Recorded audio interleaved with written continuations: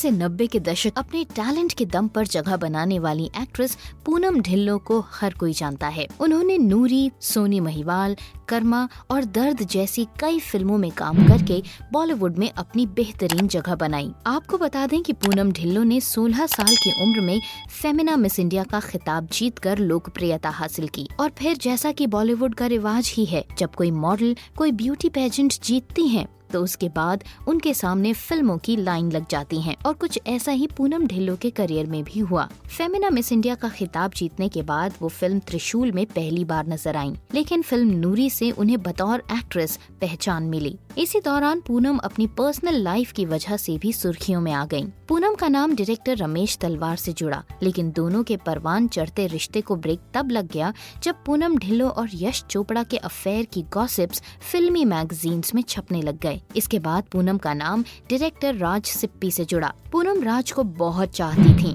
और उनसे शादी भी करना चाहती थीं, लेकिन ऐसा हो न सका क्योंकि राज पहले से ही शादीशुदा थे और वो अपनी पत्नी को तलाक नहीं देना चाहते थे। इसके बाद पूनम पर्सनल लाइफ में काफी टूट चुकी थीं। उनकी उम्र भी बढ़ रही थी और लगातार प्यार में नाकामयाबी के चलते वो जिंदगी से निराश होने लगी थीं। लेकिन उसके बाद उनके जीवन में फिर से बहार तब आई जब उनकी नजदीकियां प्रोड्यूसर अशोक ठाकेरिया से बढ़ी। इससे पहले कि पूनम इस रिश्ते को ढंग से समझ पाती या फिर इस रिश्ते से जुड़ा सही फैसला ले पाती, दोनों ने जल्दबाजी में शादी कर ली। पूनम के करीबियों ने उस समय उन्हें बहुत समझाया कि वो किसी भी जल्दबाजी में कोई फैसला न लें, लेकिन क्योंकि पूनम प्यार में कई बार धोखे खा चुकी थीं और कई बार रिश्तों में नाकामयाबी के चलते वो अब एक किनारा पाना चाहती थीं, उन्होंने किसी की बात नहीं सुनी और आखिरकार प्रोड्यूसर अशोक ठाकेरिया से शादी कर ही ली। उनकी और अशोक की शादी 2 साल भी नहीं चली कि पूनम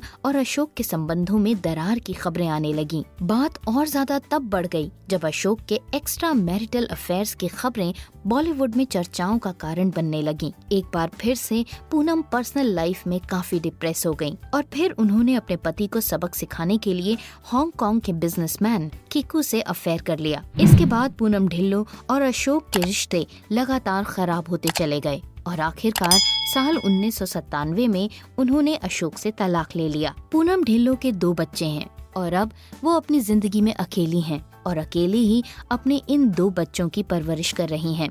बॉलीवुड 2 मिनट्स की रिपोर्ट।